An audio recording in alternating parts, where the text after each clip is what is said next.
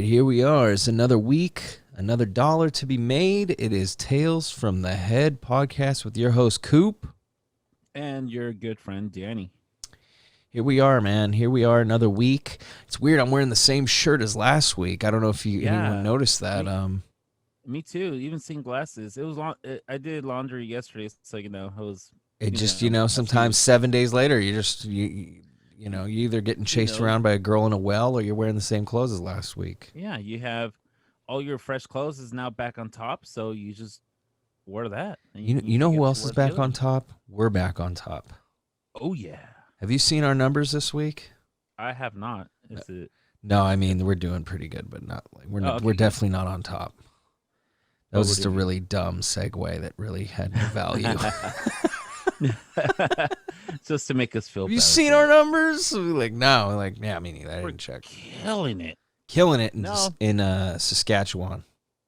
yeah, but you know what? No, we're Regardless doing of the good. numbers and the ratings and the sponsors, we have fun doing this, and We that's what do, we matters. do, and our theme is a little different, but I'm gonna sidetrack it a little bit. This Sure. guy I really like, Gary V, has a really good mantra, and it's like it's better to have 90 followers and maybe like 20 likes on every post you have than to have like 1,000 followers and just nothing but bot likes, because smart people look at your profile and they can see that, okay, you got 1,000 followers, but what's your like traffic every day?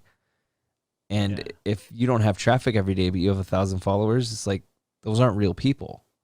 No, Because it's if you have just a people thousand who. real people following you, you got a lot Yeah. of messages, you got a lot of traffic on your profile, Mm-hmm. and all that is built up over time. It's not something you can just buy.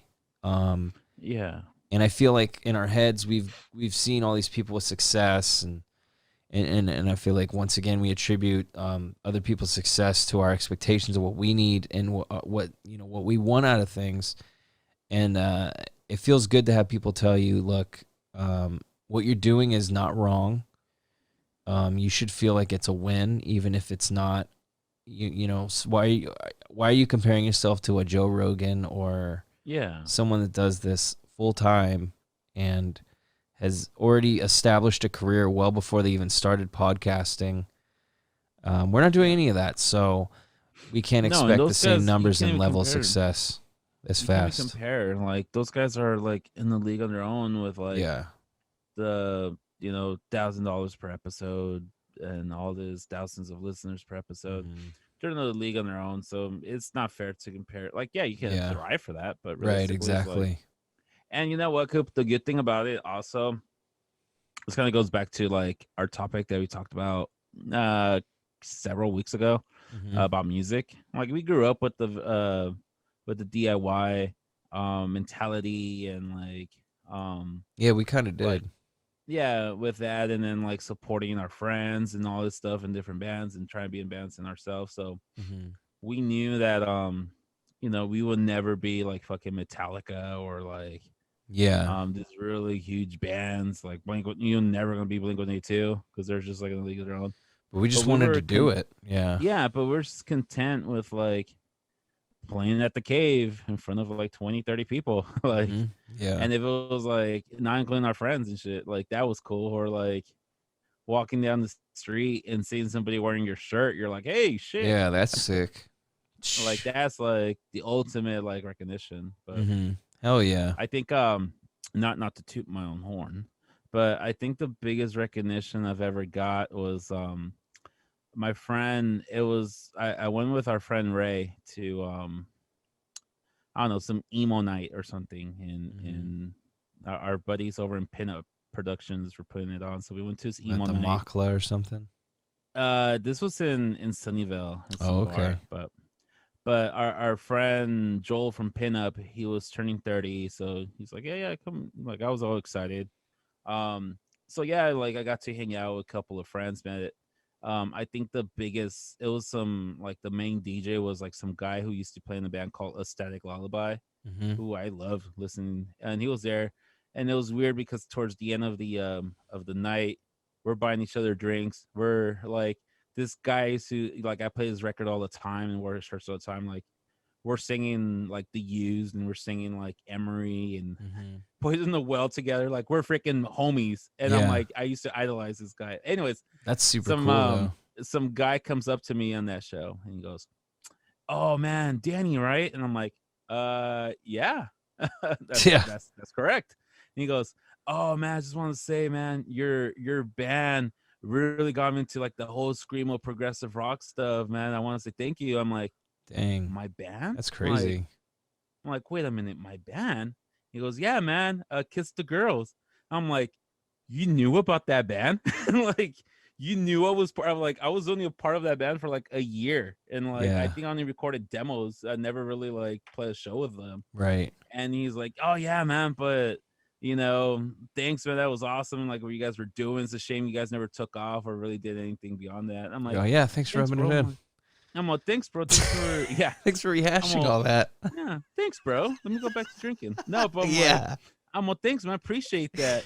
And I remember I turned to Ray because Ray was with us, with me, and I was like, "Dude, I thought nobody gave a fuck about that band." I'm well, the fact that this guy knew who the fuck I was and even like knew which band I was in, like Yeah. that's fucking insane. Dude, Like that's for so me, like, cool. and for me, like I was never like for me, that's like I made it. Yeah. Some Dude, that's guy ten crazy. years That's after never gonna happen to me. On that 10, level at least. You know, in a 10 years band. later, some Yeah. guy recognized me from a band I was in fucking 10 years before that, Super Saiyan and shit. That's super Like, that's yeah, cool though. yeah, that was really cool. I was stoked for that. Dude, that's a good see, that's a good story. That's a feel good thing. Yeah. Um So it's funny because I got recognized and I was fanboying over some other guy. And it's always dudes. Why do we always like fanboy over dudes, never um over girls? I'm gonna say this, man. I'm a man's man, and I don't know if that cringes some people, but the way I word that, and the reason I say that is because I'm more of a fan of men socially than I am of women, and as we were growing up, that wasn't really a cool thing. All the bravado, all these alpha males, it's always like, where are the girls at, man? There's too many dicks Y- here. You know, it's like, Yeah. I never felt that way. I always was No, kind of neither. like, I didn't know my place with women. I wasn't like super, I was no Casanova in high school, dude. So Yeah. sure, there were, every once in a while, there were some girls that would hang out with the group. Maybe we were at a party, sure. But for the most part, we're all just dudes, and we're just ourselves. We hung out. Yeah. There was no fucking agenda. There wasn't like a scheme. Like we weren't all gonna Mm-mm. bang you later. Like you know what I mean? We're just hanging out, friends, and I've always loved the Yeah. camaraderie aspect of just dudes hanging, like just Yeah. chilling.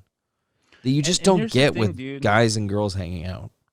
In our scene and growing up, and maybe we were the first of our generations that thought about this, but we were never like players. We were never like, No. "Oh, what's up, girl? Oh, let me get Oh you yeah, oh, you're gonna be yeah. like that." That's what's Like up. Yeah, fuck that. we were never like that. We were kind of like, we knew we were like nerdy goofballs, obnoxious people, so we'd rather hang out with people. And a lot of girls probably, or maybe we thought, found us annoying, so we never really Oh, like, dude, I know girls. I mean, like, I'm sure there were girls that thought we were sexy because there's always yeah, or those cool. ones.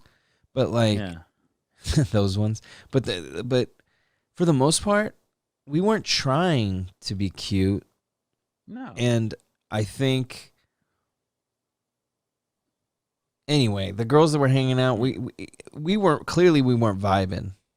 No. So that was most of it. They just weren't our Yeah. type.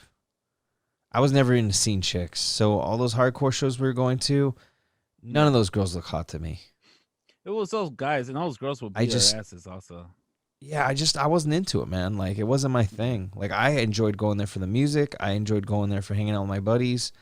I know Yeah. there was a lot of dudes that went there to hook up, but I just wasn't one of them. I wasn't one of them either. For me, my hookup culture wasn't until like mid 20s in downtown, when I used to go to like, I remember going to like the Cinnabar, and like that I was on that days, I can say I was like, Did you ever go to Tunes? I went to Tunes, Dude, okay, I Cinnabar, never went to Tunes cuz I didn't really club a Sundays. lot.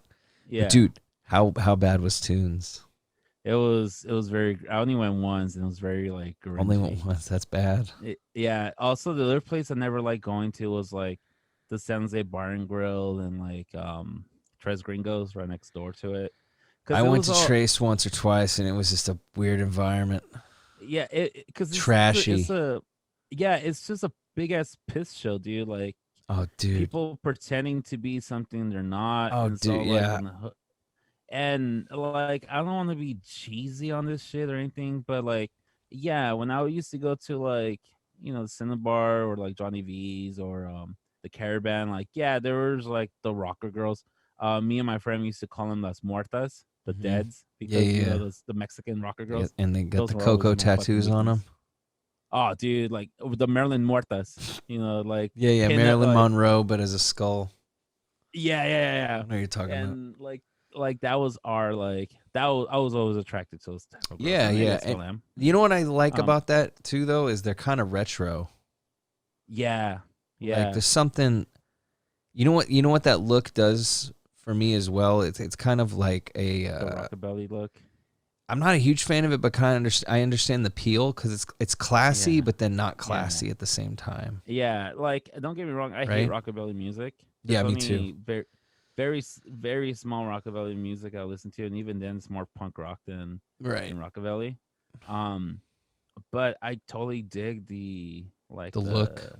the look. Like I still Yeah. I mean, I'm not gonna say I'm rockabilly, but obviously you can tell the way I'm dressed right now.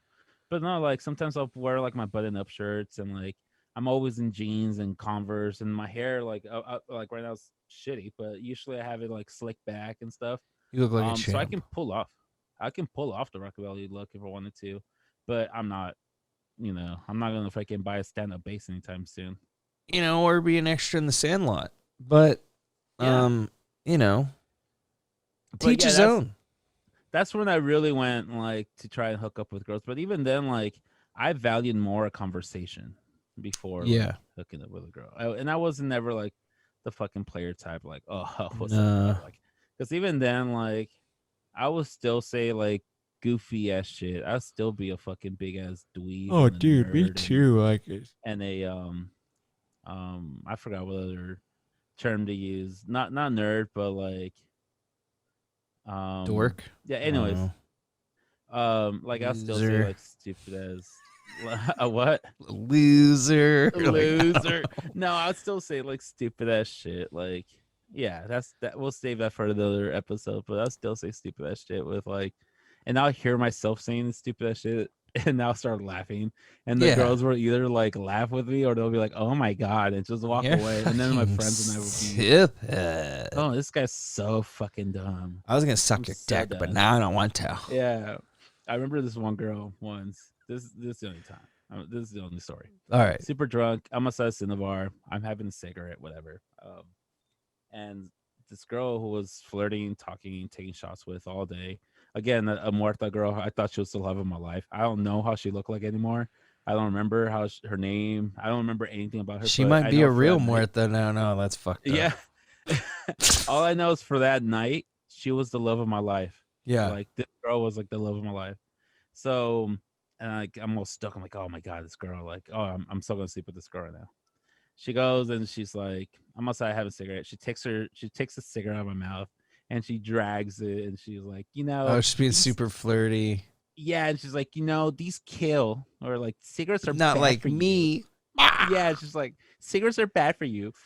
And I'm like, oh, is that so? I'm like, it sounds to me like you're too drunk to even like to even walk home right now. Sitting all stupid. She's like, no. She's like, it sounds like you're too drunk to walk home. And I'm like, I Oh live two God. blocks down the street. She's basically And she's begging for you to. Yeah. yeah. And then she's like, well, I live in Japantown. You're And not I'm gonna like, fuck me. this is the greatest. This is the best thing. This is one of the best things I've ever seen in my life, and it's so stupid. I want to apologize. This is No, me no, in my no. early 20s. I want to apologize if it offends anybody, but she goes, "Well, I live in Japantown," and I go, "Oh, really? So you have to take me home with you?" And she's like, "Oh yeah, why is that?" I'm like, "Cause my dick is a pretty big deal in Japan." I started laughing because it was like the stupidest shit I've ever Did said. it work? And then my friend started laughing, and no, she's like, "Oh my god!" And she like started laughing or whatever. Oh, it Um, didn't work. no, she got it. It was a joke, and she was laughing or whatever. But I think, to be honest, like I was just too drunk to like even go with her. Oh So yeah, yeah. my friends, like I ended up going with my friends, and I got her number, which I never saved. And Fuck in yeah. this good in this good, I didn't go back to her place because I remember like 10 minutes later, I was like puking on the sidewalk somewhere in downtown San Jose. You should have totally So went home with her, bro. You could have like, and yacked I'm like, all so over I'm glad it didn't work out, but I never saved her number. her. I didn't text her or anything, so I don't know how she looked like or anything. So if anybody knows, if any of our circle of our friends know this person from 10, almost 15 years ago from the Cinnabar, I mean, tell you her, really tell painted her, a picture.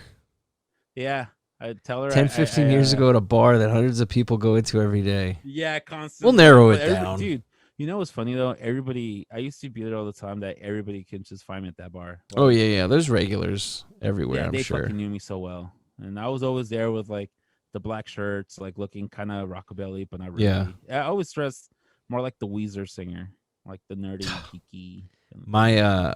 my bar of choice pretty much was the competitor for dive bars, I feel like, in the Which San one? Jose area. My bar, I was a regular Caravan for a good Oh, year. I love Caravan though. Caravan was dope. I was a Good regular there place. when it was carpet. Yeah, Before they fixed it up, it got a lot of that piss smell out of there. yeah. Same thing with the Cinnabar. Yeah. So Yeah. I used to work right across the street when I worked Okay. at Yeah. Specialties. Yeah. Rest in So peace. yeah, rest in peace. And yeah, they did go out of business. That's right. But Yeah, they did. I we used to, me and a few other guys. Well, one guy was, you know, we had a connection with one of the bartenders, I should say, and Okay. we didn't have to pay for beer. Oh, nice. This That's was always years. I fun. mean, this is 10, 15 years ago. So it doesn't. There's a Yeah. statute of limitations, so I don't even give a shit. But um, she's all, yeah, just tip me for the bud. And I'm like, okay, cool. So I used to drink Budweiser on tap for free all day long, and then I Yeah. just tip, and my tip money literally was from my tip money from Specialties. Yeah. So I wasn't even paying for booze, and then, dude, it was so bad. But anyways, it was such a great time. And Yeah. yeah, so my bar was that bar, and anyway, we had our moments, man. We had some fun. Yeah. I don't My bar regret it. was just half a mile down the street. Yeah, no, and we're pretty much like, I think those are the two most respected dive bars in San Jose. Oh, hands down. Willow Den So, got all hipstery and weird, and yeah, I those remember going bars kind of Willow. stayed. I remember going Willow Den when it was still like the checker flag. It was like the Hell's Angels Yeah, bar, it used to be a and biker bar for a yeah, and while. it wasn't so bad. No one really give like, No, as it long was, as you yeah, it don't was go there cool, starting shit. No one give a fuck. and it just And became then this shithole. yeah, it Bunch of became young this kids. douchey Ugh. over status shit, dude. Same thing with like um shit. What's it called? It was like all these dive bars on the dive bar actually in Santa Dive bar is Clara. a prime example of a fucking poser ass dive bar. Yeah, and then right across the street there's another one also. I forgot. Johnny V's was a Johnny V's was cool, pretty but that's cool. because they had music and Yeah, yeah, and see, yeah, that's the thing. Cinnabar, Caravan, and Johnny V's had live bands, yeah. and I think still well used to before COVID. But that's another reason why it's a dive bar, Mm-hmm. because dive bars don't get DJs ever, No, never. you got jukebox. So when Willow Den started getting a DJ, this top 40 bullshit, I was like, Yeah, oh, this same is same thing with like the terrible. Brit. Same thing with the Brit Yeah, also. and they used to play shows. People used to be able to play shows at the Brit, but then they just went to Yeah, that DJ crap.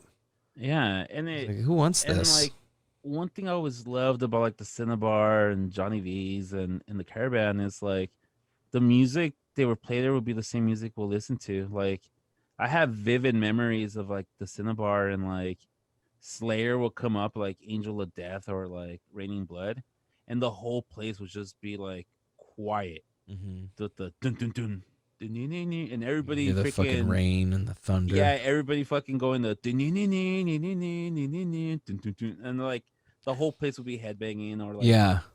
or like Kings of Leon will come up and then when that chorus will come like the whole My bar will sex race up is their on drink. fire. Yeah. The whole place will like raise their drink and be like, yeah, your sex Yeah. is on fire. Yeah, and that was That was a just good like song. I get goosebumps still thinking about it because nobody gave the fuck. Like, yeah, you sing Yeah. horribly. No one Well, everyone was cares drunk. that you're being a fucking a total nerd and like, Well, dude, so uh, yeah, was because I went there a few times. I didn't go there a lot, and I always had like I always kind of had like a visual affiliated with certain places, and for some reason the band that I always affiliate with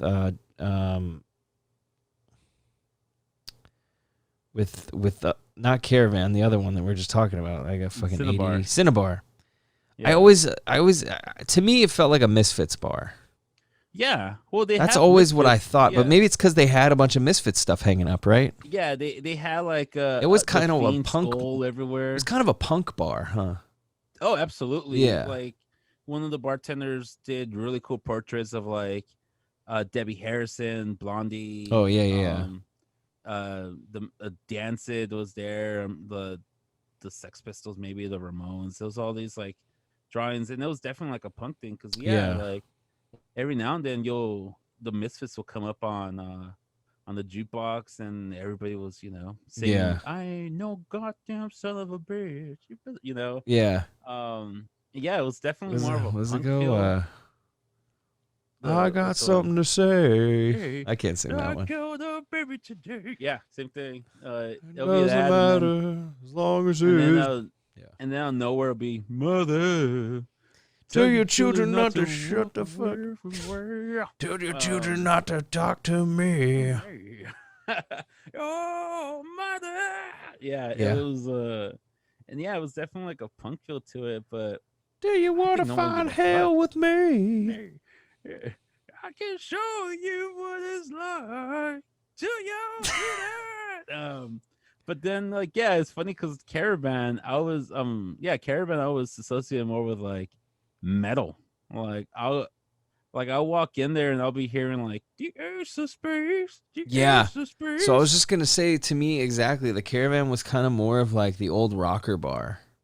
Yeah, You either had like the OG rocker kind of guys, or they would Friday nights. I swear to God, it was just always like metal, and not like it was like death metal, like yeah. metal It wasn't slash or death freaking. metal, like heavy shit. Not It like wasn't Judas Priest metal. It was yeah, like like you're not listening like '80s throwback metal. Like this stuff was like heavy, you know? it was like if borderline. We're about to burn the church Yeah, down the street and they after should this. have, Yeah, because it's right across the it street from a was Greyhound, and that's just all needles. it was like Behemoth tribute night every night Yeah, over at the Caravan. corpse paint Uh, and yeah, Pabst the tall whole cans. thing. It was always like trash metal and like Yeah. speed metal and it was awesome because like I grew up listening to both of those metal scenes. So Oh I get my yeah. punk, I'll get my punk fix, and then I'll go over and get my ear drums blown out to like fucking, If you freaking don't pig like squeals and shit. partying, then maybe you should go the fuck home. It was fucking pig squeals and just, all right, motherfucker, all right, you fucking pussies. They always call you pussies also for Yeah, no are you reason. fucking bitches? All right, you motherfucking pussies. Yeah. Let's fucking move side to side. And you have the bartender going, no machine, no Fuck machine. that bitch. She was the lead If you're singer's all fucking down for Satan, you'll fucking stage dive from the bar. lead singer's you're all like, fuck. oh shit. That bitch gave me hepatitis last week. Everything she says is a lie. Yeah. Like, And you're like, well, mosh shit, pit. for Satan. Clear the I'll be fucking like, hallway. fucking climb on top of the pool table for Satan. Hail Jump or something. Satan. Hail Satan, Dude. yeah. But what glorious animals we were as children. We're wild, man. We're living wild. Well, and then it's funny when we were when I was having a jam at my house on the 4th of July. I had a couple buddies over and we were playing in the garage, and opened the Yeah. garage door, and we were playing, probably like jamming out, but basically the kind of music was like stoner metal, kind of like Sabbathy Right. kind of shit. So it was funny though, because I didn't have my mic or anything, but then I was like yelling out like we were gonna play a song for everyone because I saw people Yeah. walking in the neighborhood. I'm all, this goes out to America.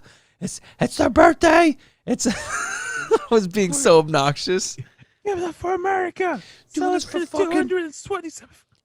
I don't know about everybody, but I'm sure most of you appreciate freedom. No, maybe not. Like this quiet's like crickets. If you don't make no fucking noise, then you might as well be a fucking commie. You don't like Damn your right. fucking freedom. Fuck the communists.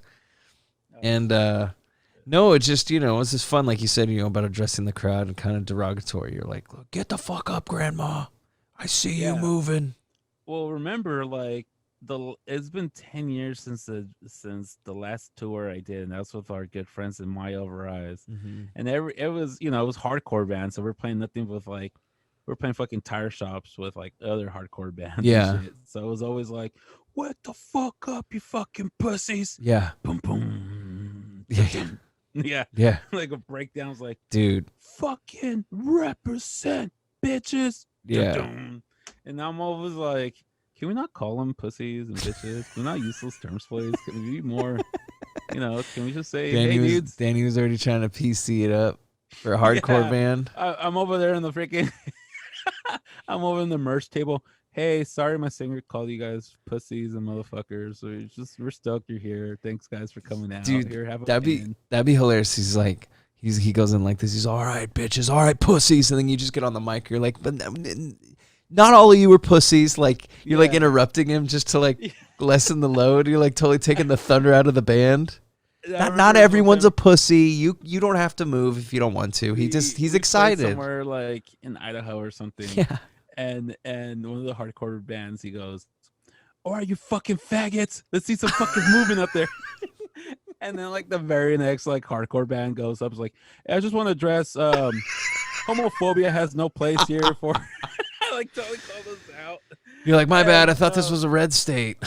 Oh, I'm like, oh shit, I'm sorry, but I remember like hearing like, "Come on, you fucking faggots, move," and I'm Yeah. like, but not in a sexual way. It was just We mean it in a way of like You- camaraderie, not in a way of Yeah, your sexual like- orientation.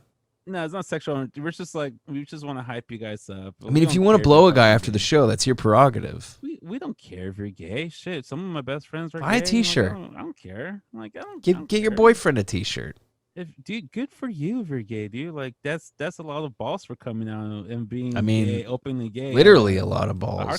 at a hardcore show. That's freaking ballsy. Yep. Well, But yeah, that was cracking me up. Like there should be a skit about that. Like hardcore show and the singer's calling everybody a fucking pussy. well, dude. I mean, how does that work now? You'd be like, "What I don't up? think- What's I don't up, think you? can. You know, you What the fuck's up? unidentified, gender neutral motherfuckers." Well, you can't even say Dude, wake- motherfucker probably No, anymore. no. Wake the fuck up, you fucking fuckers. You just Yeah. shorthanded all you MFers, and I hope everybody's freaking having a great freaking time here. That was so gross. Wake the fuck up, you LGBTQ plus community members. See, that You makes know? me want to just start a band just to do that. That'd be awesome.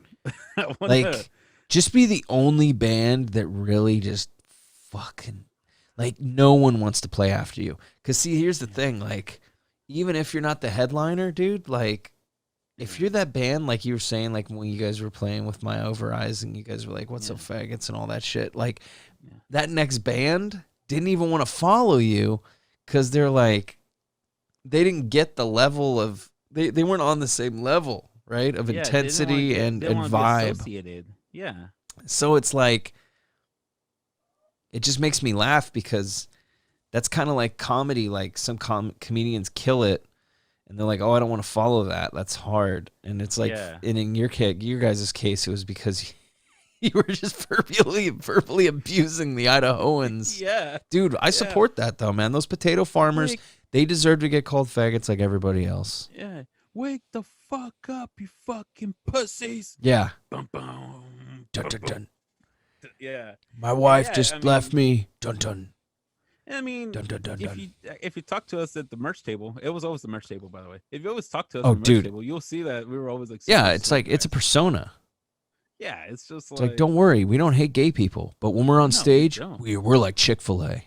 Yeah, no, like We're the closed on contrary. Sundays and we don't fuck with gay people. Yeah, no, and contrary, if we see somebody after or after our set, if you see somebody fucking with like a gay guy or something Oh or like yeah. a tranny, oh, we're gonna fuck that person up. Oh yeah, 100%. You don't fuck, yeah, one hundred But see, percent. that's the thing But about us. It's like it's how it's always been. It's not yeah, like what you think it means.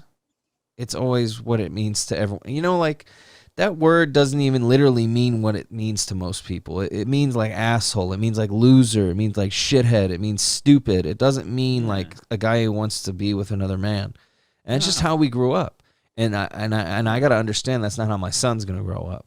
Because no, and culturally, society has yeah, completely changed. And I'm not going to change how I am. I mean, I don't go off saying like fag this, fag that, but I'm not going to like change the way I look at things either. Like, I grew up using words that aren't deemed okay to use. And I use them yeah, anymore? Not really, but I'm also not going to feel guilty for using them, no, because I and didn't use like it in a way of hate, you know? yeah, and like there's certain words I hate to use and I Right. never use them, and I try to not say them anymore, like to not use them back in my vocabulary because yeah, I understand now.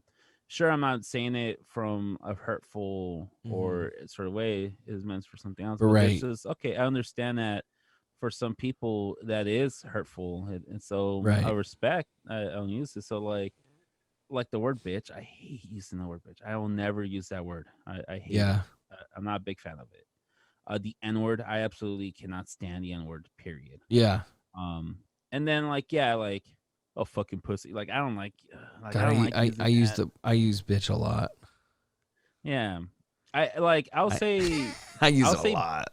I'll say bitch, but I will never call a girl a bitch. If Mm, that makes sense. gotcha. Like I and can't that's even something make I'm I very can't make that promise either. You're a bigger but man than like me. referring to a girl and be like, oh man, she's such a fucking bitch. You're like, I can't do No, I know that. what you mean. You're a gentleman. Thank you.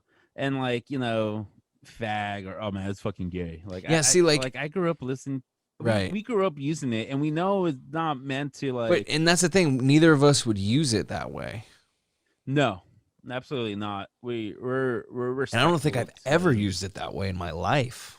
I don't think I've ever Ever. disrespected a I person might have who's used that gay. word to another dude, but it literally was just to, like, in the way of like calling another guy a bitch. It's just to get him Yeah. mad.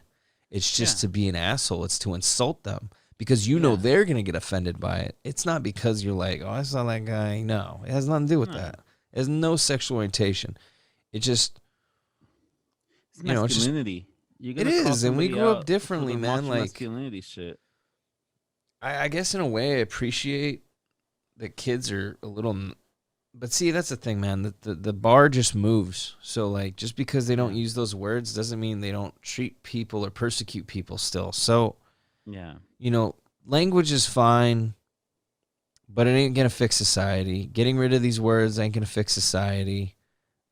We got much deeper issues than just words in our verbiage we use. So, I hope people understand that Yeah. as well, because as much as it is about words and how you use them, actions speak louder than words.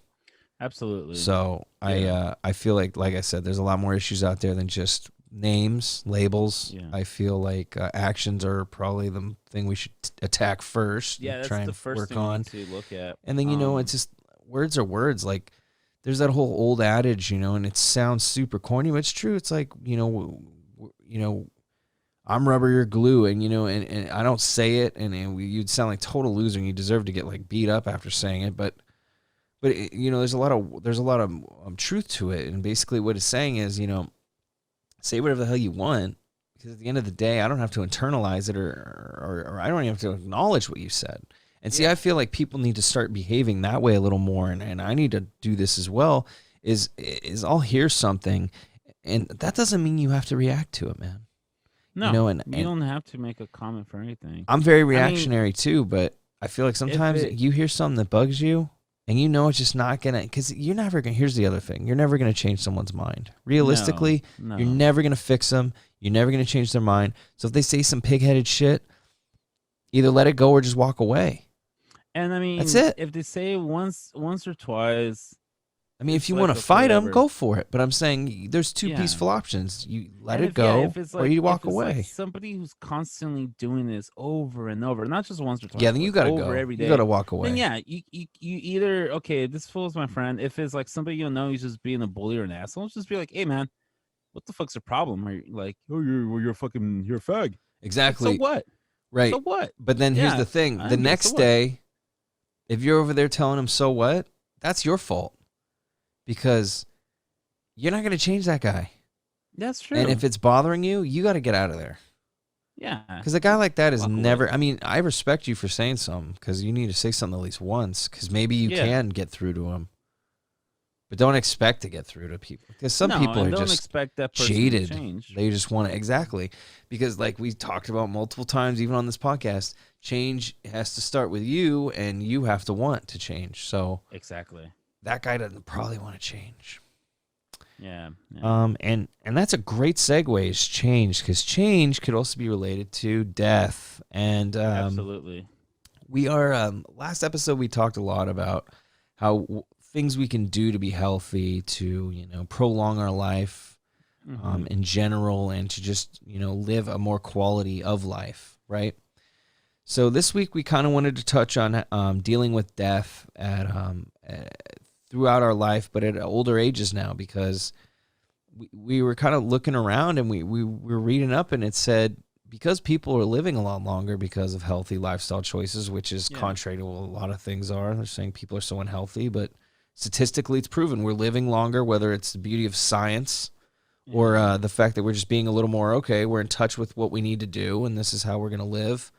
And Um, let's be honest, also like the quality of life has improved. Like, yeah, we have medicine that right. helps us get better, but there's people who are living better. We're eating healthier. We have better, Yeah, you we're a lot know. more in touch with ourselves, right? So Yeah. compared to like 50 years ago or even 30. So, it's just that you're going to be dealing with death a lot more because you're living longer. And that's just Yeah. something that you're either, some people could get used to. I don't feel like it's something you ever really get used to. If it's something close, it's always going to be hard.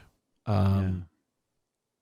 I read an article, it's talking about the 7 stages of grief, and Yeah. I'm not going to go through all that because it even said in the thing, it says it doesn't go in any specific order and Mm-mm. it's different for everyone. So I said, cool. So then there's no point in even really trying to learn that because Yeah. we all have gone through it. We all kind of know what it's like. And that's pretty much the gist of it. Yeah.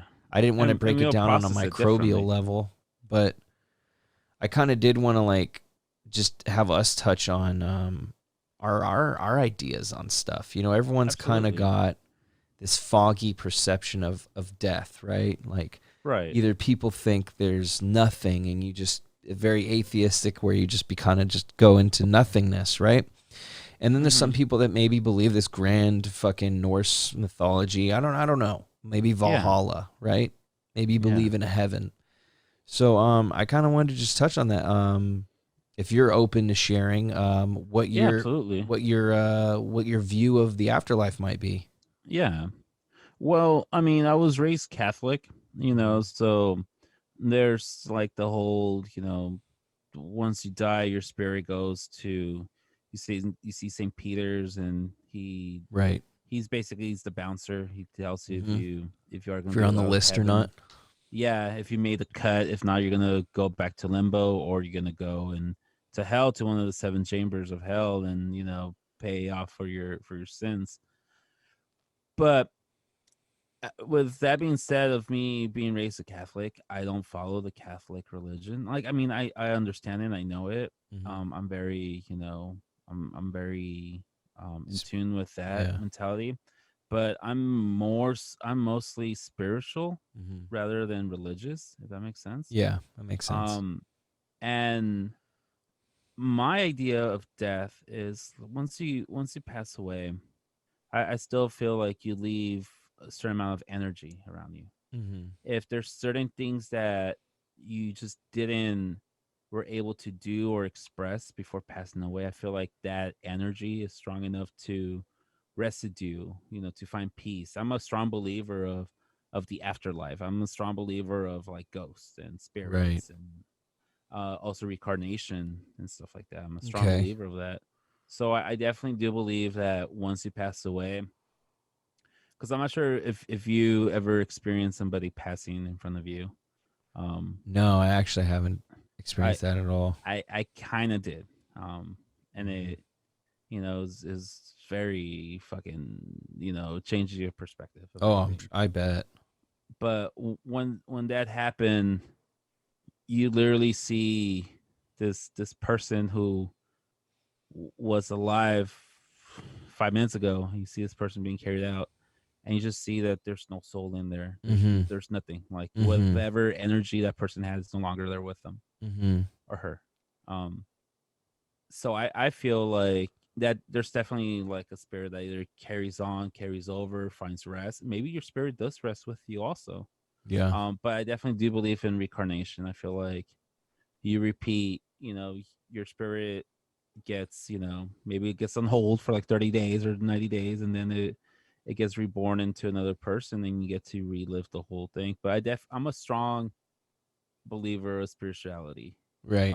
be a religion or whatever. I'm like I said, I'm not religious myself. I'm not gonna knock on anybody who's religious, but I just don't like it when people like try to turn their religion views onto you. Oh Like, oh, yeah. don't you care? I'm like, what the fuck do you care Like, if I'm no, gonna I go to don't. heaven or hell, dude? I'm That's like, why I dude, don't explain it to follow it. me. Yeah, dude. And how can you be so sure about something you've never done, Yeah, and that you don't I have any mean, contact with anyone who has either? no, and I So mean the thing is can't like really you just be can. so definitive on your opinion, right? But you can talk like the arguments like, oh, just because you don't see it doesn't mean it's not there. That's true. But at the same time, and yeah, But then but you can't push it on other people either, you can't right? exactly So like, it's like and it goes back to the premise of this whole goddamn podcast.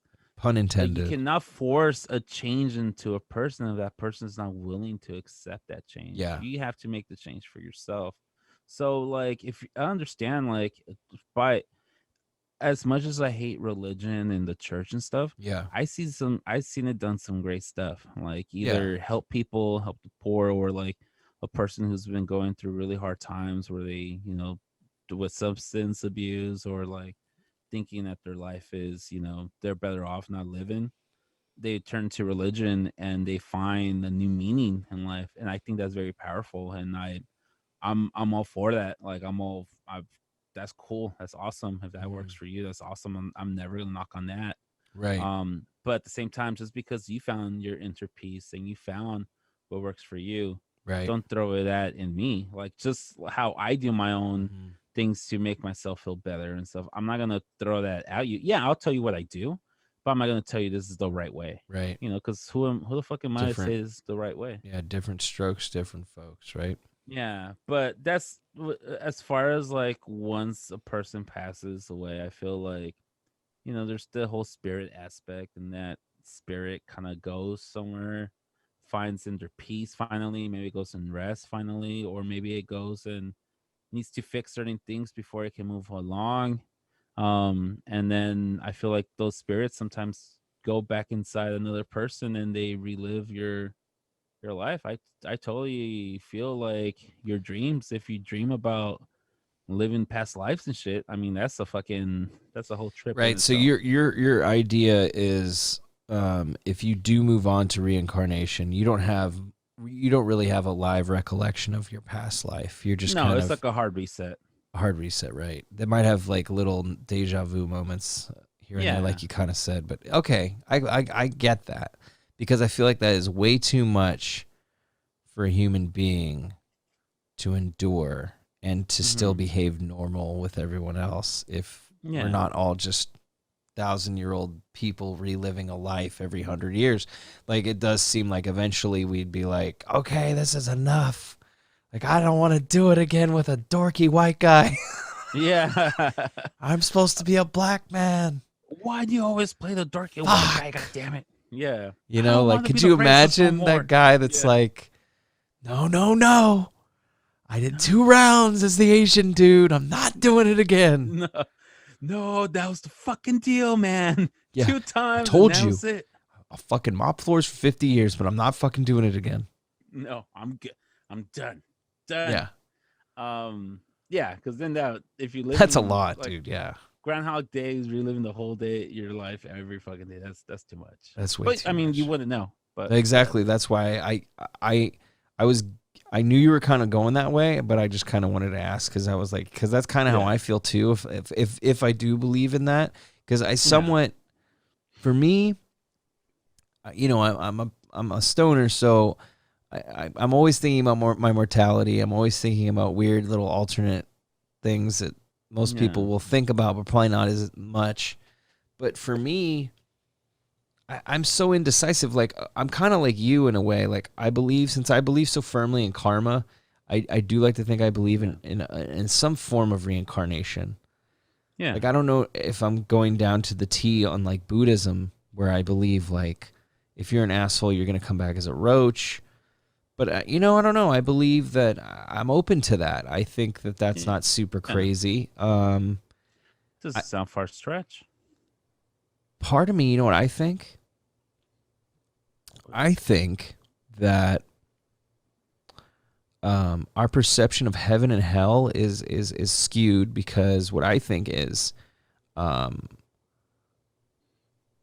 uh, it's kind of hard to explain, but basically what I think is our universe is like our heaven and hell, right? Okay. And Yeah. we it's so hard for us to get outside of our universe because it's so big, but we know that there's way more shit out there. So like Yeah. you, the whole reincarnation thing, I just kind of think we're going to either a different like Realm or something. dimension or like a Yeah. different universe. And since it's not like we're ever really going to be in contact with other universes, like for probably Mm-hmm. another 1,000 years or however long, it's safe to say that that's distance enough between us and this reality. I don't know if that's true, but goddamn, man, when I watched Interstellar, I was like, okay, there's a fourth dimension. I'm like, all right. So Yeah. that's just when I was like, as stupid and kooky as sci-fi is, you got to start thinking to yourself, all right, this is based on some level of science or, or, Facts. or Yeah. some weird theory, right? Yeah. And I don't know, man. And that's the cool thing about this subject is since no one knows what it is, no one can tell you you're stupid and no one can really tell you you're wrong. And that's kind of Yeah. why I like having conversations like this because, this is a judge-free zone, Danny. But Absolutely. no, I want and it's a fun conversation because it's something where we can kind of be like, and both of us are open minded enough to where we'll be like, oh yeah, okay, cool, and Mm-hmm. maybe we'll borrow from it or we'll be like, oh, that's an interesting way of looking at it, and that's Yeah. why I like having conversations like this with you because it's more enlightening than it is like a debate, Judgmental. Yeah. Exactly. and because it's not meant to be a debate. I don't want to debate about it. No, It's not because fun. It's we're fun to not talk about experts what on you that. think and then be like, Yeah. oh, cool, cool, okay. I didn't think about it like that. See, that's a conversation I like. I don't like, well, why do you feel that way? Is it because Yeah. you is it because you got left at Kmart when you were 8 years old? And it's just Yeah. like, why does it always have to Well. be something just for you to understand why I feel something different than you do? Mm-hmm. So no, and No. that's kind of like I'm glad we can have like open ended conversations like this because I got family members I don't even know if I can have conversations like this with. Yeah. They're so No. like you grew up Catholic, so did I, and Yeah. religion isn't a laughing matter to most of our family. Yeah. I know with our siblings, you could probably get away with it, but I know you can't be cracking jokes about God with the folks. So Oh, my parents hate the fact that I'm atheist or that I'm not religious. do they hate your musical taste? Because I know some people are old school and they kind of They just used to. correlate it, so they're a little more understanding of it now. Yeah, it's funny because I was accused when I was younger of listening to the devil's music, and Right. I was listening to like Under Oath, which is like Not heavy Christian, at all. Yeah, I mean they're they're like Christian, heavy-ish. Yeah. but they're like Christian singing about Jesus and like Yeah. all this shit, and I'm like, You're like, really? okay, Okay. but yeah, no, like my parents at first were like completely pissed off. I remember my grandma, super old school Mexican. She was like, oh, to be Mexican is to be Catholic. And I'm Right. like, this lady just like called out my whole nation, like my whole like, Yeah, but see, that's her reality, yeah, you know? that's true, And you one can't hundred change her percent. mind, and you probably don't want to. No, no, and that's her thing. Like she, every morning she prays, and before she goes to sleep, she prays also and say thank you and stuff like that. I mean, my parents, they have a huge freaking Virgin Mary in our backyard. Right. Like we went to like a couple years ago, my parents almost lost their home because of Hmm. the whole like during the whole recession and shit. Right. So my parents made a promise to the Virgin Mary, like, hey, if you save us, if you help us save our home, we will go and pay your respect at your church in Mexico City. And it happened. And then last year, my mom, my dad went to Mexico City. My aunt went with them, and then my sister went with them because I guess my sister was part of the deal. Hmm. And then I went also. I wasn't part of the deal, but I'm like, oh, I love Mexico City. I'll go with y'all. So we went, and yeah, I was. I've never been to so many fucking churches in the span of 2 days. Oh God, I bet. We went to like 20 different churches. We went to Jeez. like it was like my first service, and it was cool. Like, Super nice churches probably too, though, huh? oh, dude, amazing, dude, Hmm. amazing churches. Like from a Art Deco historical aspect of it, Yeah. like while I was taking it, I was like blown away from what I was seeing. But like, I remember going to a service in Mexico City at the main Basilica of the Virgin Mary, Hmm. like where they have like the original piece of the fucking Virgin Mary apron thing that Her you know the garb or story. whatever they call it. Yeah. Yeah, and I remember like being there at a service, and I wasn't doing the cross things. I wasn't answering to them. I knew Yeah. the prayers, but I wasn't answering the prayers out Hmm. of respect. I'm like, I'm not gonna be a hypocrite, but I wasn't Right. like bullshit. I wasn't Yeah. gonna be in the background.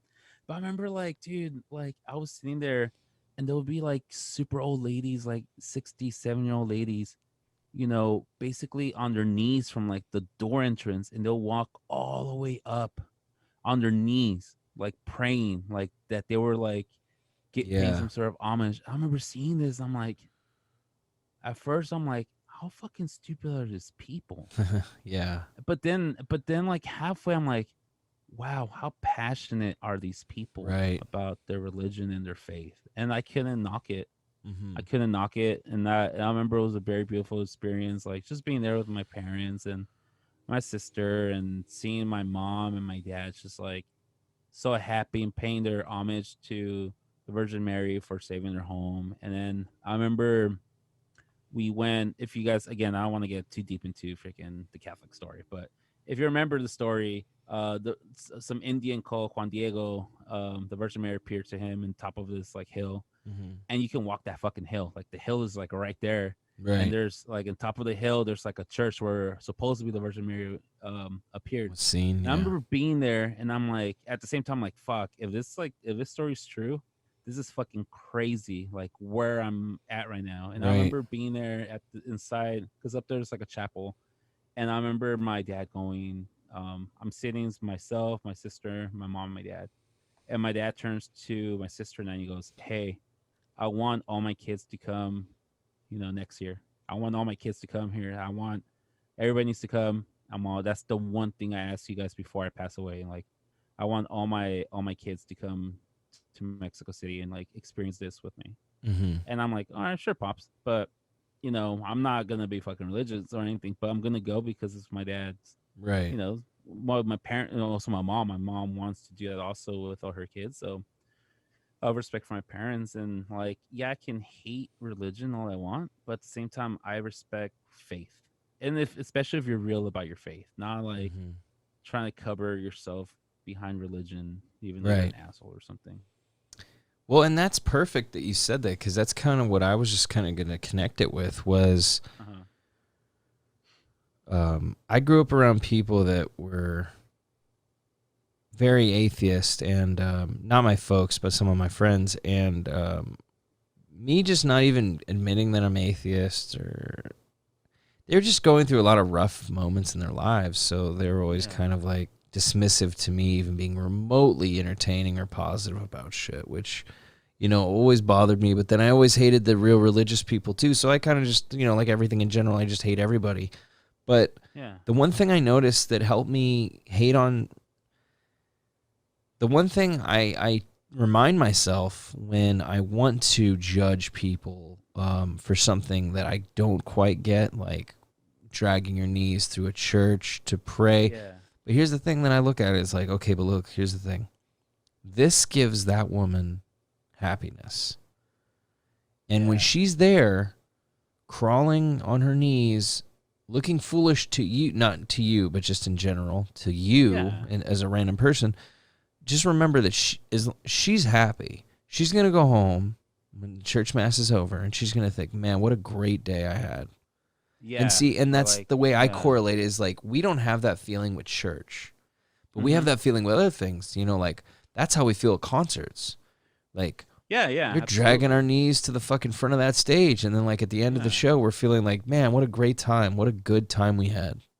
So, like, Yeah. so I feel like everyone has their ways of maybe repenting or getting getting out of your getting out of your stress levels and Yeah. being comfortable and Yeah. expressing yourself and just being honest. And I feel like we all have different avenues of getting to that. And me and you, clearly ours was an institutional religion.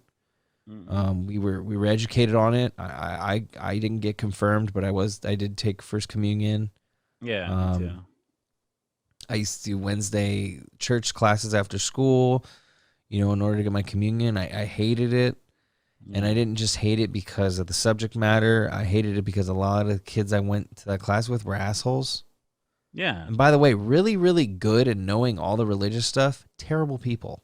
And I Yeah. think that's part of what dampened organized religion for me at a young age is because I just saw so much hypocrisy and I saw Yeah. so much ugliness that was just Injustice still, blindfolded and just inequality within the covered up church. on a Sunday just for mass for God. And it's just Yeah. like you said, remember, I mean, I'm going to say remember, you said it, but right now when you said, I didn't want to be a hypocrite. And I respect that so much because it's so easy to just do the norm and to just assimilate. Yeah. And it's not easy to fucking stick to your guns and be respectful and Hmm. true to people. And I feel like, you know, like last week you were talking about potato salad and Yeah. macaroni salad and not liking mayonnaise or hard boiled eggs. You could have fucking choked it down. You could have eaten it, Yeah. but there's a reason you didn't. And that's because you're Yeah. true to yourself and you're true to others. And I respect that. And I feel like a lot more people need to be like that because I'd rather have a person tell me they hate hard boiled eggs and mayonnaise than watch them eat it and then find out the next day they were just bullshitting. Like that would creep me out more than anything to know that you would go through that much shit to either just have me think you just like the food. You know what I mean? I would rather deal with knowing, okay, cool, this guy doesn't like this, or I respect honesty very, Yeah. very much in my life.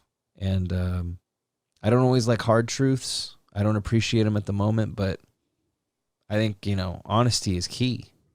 And it's the thing with honesty. Like when you honest to somebody else, it's not meant to offend people. It's not meant to make people uncomfortable. But sometimes the honest truth makes people uncomfortable because I don't know. It just makes like I know whenever I get hit with the honest truth, it makes me feel uncomfortable and it makes me feel like you get all those feelings, but at the same time, it's not. It doesn't come from like a bad place. It comes from No. an honest place, and at the end of the day, is respect. And yeah, you Mm-hmm. might not like what you're hearing, but you respect that person's opinion and having that bravery to be Mm-hmm. honest with each other, and because you can carry on a lie, but at the end of the day, once that lie is actually revealed as false, like it's just gonna make yourself look stupid and it's gonna make everybody around you so stupid. So Exactly. and don't get me wrong, like when I was at this church, when I was at this mass, there's that part of, if anybody's ever been to, I'm not sure if this do this also in Christian churches, but from a Catholic church, There's a time where G the priest is talking about how Jesus was breaking bread with his homies in the Hmm. Last Supper, and then he kind of does the whole peace with it, the peace be with you and stuff like that. And you shake Yeah. people's hand, your neighbors. I still do that. I mean, I think that's a fucking beautiful thing. Like, dude, like, yeah, I'm not religious, but I completely believe, like, yeah, I don't know you, but you know what? I'm gonna wish good for you. I'm gonna Right. wish peace for you, and I think like I still participate on that. I'm not gonna shake. I'm not gonna deny somebody's a handshake and be like, Right. no, oh no, dude, I'm not with that clique, But like, hey, peace with you, sure, peace be with you, because I believe that. Well, Like, we and it should makes be. sense because if more people thought like that, it's true, and it's not some hippie mantra. It's true. If think about it, if everyone took 10 minutes out of their day to just be nice, Yeah, those are those 10 minutes are so crucial for some people. That could be yeah, 10 minutes. This guy's debating his own mortality. Like I yeah. might straight up end my life tonight. And what if you're Hmm. that person that smiles at him? You know what I Yeah, mean? And like someone yeah, said it to me, not personally, but I was listening to something and they said, just smile at somebody. A smile, you don't even understand how much a smile means to people. And it's yeah. really true. You know, like you just need, we forget that. We forget such simple things we can do in our lives that, just make someone's day. Just as something as simple as a hello or a smile to people. And it doesn't take much effort. No, it's just a little simple. That's something we're. Oh my god! Hold on, man. My No, freaking you're dog's good. doing all over. Hold on, let me get my dog out of here. Hold on. It's I'm sorry. okay. I'm sorry. Whoever listens. Hold on. So dogs are an important part of life, and some dogs need to go use the toilet. So if you're listening to this and you need to use the toilet, please do so. The worst part is that he's gonna come back like in 5 minutes, scratch the door, wanting to come back inside my room. Maybe he needs to He's go goofy. potty. No, he's hearing some. Oh, he wants to say hi to somebody. Yeah, that's all that is. He's doing his thing. Uh, He's a concierge. You know how it hey, works. he heard us. He wants to take 5 minutes out of his Yeah, time and say he's hi to people. maybe he And believes in reincarnation. yeah, maybe he does. That 'Cause I freaking can't asshole stay as in well. here. No, but I think you're right, dude. Like, it doesn't take that much to be nice to somebody, and it just shows how messed up of a society we are, that we cannot even like basic interaction and basic like Decency. human courtesy Yeah. is being felt So like taboo. is missing. And yeah, it's taboo. And now it's like something that like just something as simple as saying hi and thank you, holding the door open, is like it becomes like this rare occurrence now in our Mhm. society. Oh, 100%. I mean, I feel like I'm very pessimistic, and I'm not gonna lie, man. And I don't have a lot of faith in people in general. I feel like there's good people out there. I feel like people right now, culturally and just society in general, are lost, and they've forgotten the premise and the main point of their existence, which is to live a fruitful life and to not fall into all these dumb social crap bait and switch shit that we deal with all the time nowadays, with just TV and all this stuff that's telling us how to live our lives. And people have been living lives well before any of this stuff was telling them how to do it. And Yeah. sometimes the old person in me likes to just detach and go back to that. It's part of the reason why I also like living out here. I live in a smaller area. I live in an area where it's not a lot of people, but everyone kind of knows who everyone is, and I'm not keeping up with the Joneses, but I'm also not dealing with all the bullshit. Like I just Yeah. can't do masses of people anymore. I can't deal with all that. I don't typically like people just don't know how to behave, and you put them in large numbers, it's even crazier. So I think there's going to be a massive shift in a lot of these areas in California, especially if we get into another lockdown. I think there's going to be even more people leaving the state and leaving the Bay, Hmm. Yeah, absolutely. due to financial cost and just due to the fact that if you're going to be stuck in your house all day, why pay the rent we pay? Yeah. If you're going to be stuck in your house all day, you need to go hang out with a. See, I was going to use the word because it would have been funny, but it's hard to say the F word, FAG. I was going to say, you should go hang out with those people from Idaho. But see, I should have just said it. Anyway, It's okay. yeah, but that's what I'm saying is if you're locked down and stuck in your house, you might as well be stuck somewhere that costs you $50,000 a year to live. Yeah. Wait. Not. Yeah, like a mortgage that's like way lower, like or just, like 50,000 a year is kind of high, That's kind of high. Yeah. but like 30,000. but like just like like property value, like a house out here is about $1 million an average, right? 750 to a Yeah. $1 million. So you go And out to that's like the fucking norm. Idaho or Iowa, it's like what? 120K probably, right? Yeah. So there you go. Like, What I'm saying is obviously the weather's not great, but if you're stuck in the house and you got air conditioning, it's the same as living in California because yeah. Like, you can't go to the beach, you can't go and do all this shit that's not open yeah. anymore.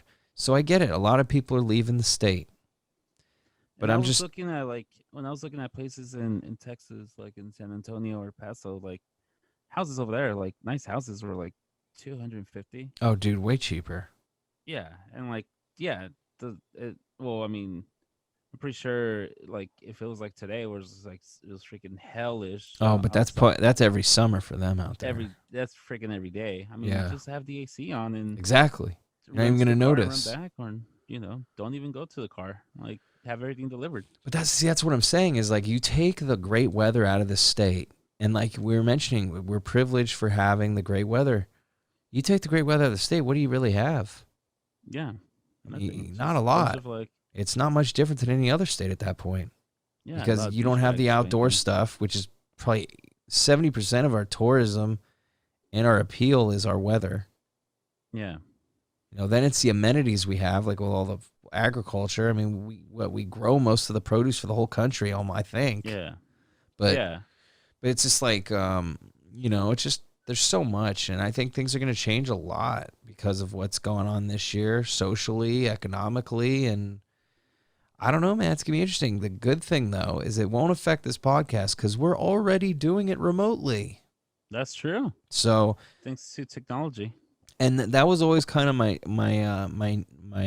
spear in my side because I've been wanting to do a co-host, a co-pod thing for so long because Mm-hmm. in the beginning, it started out with I can't carry a show myself, and then I realized that that's not the case. It's just not what I want to do. I Yeah. like a conversation. I like feeding off of and vibing Mm-hmm. and that's what we do, and that's why it's great, and that's why it never feels long.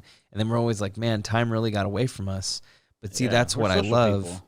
Exactly, we like Yeah. conversate. We're conversationalists, but like, you get so much more out of a conversation, and Absolutely. you and me, we get along and we have a lot of things in common, but we're very different people, and that's what's fun about connecting and talking about stuff like this because we kind of just widen our view on stuff. Mm-hmm. Absolutely.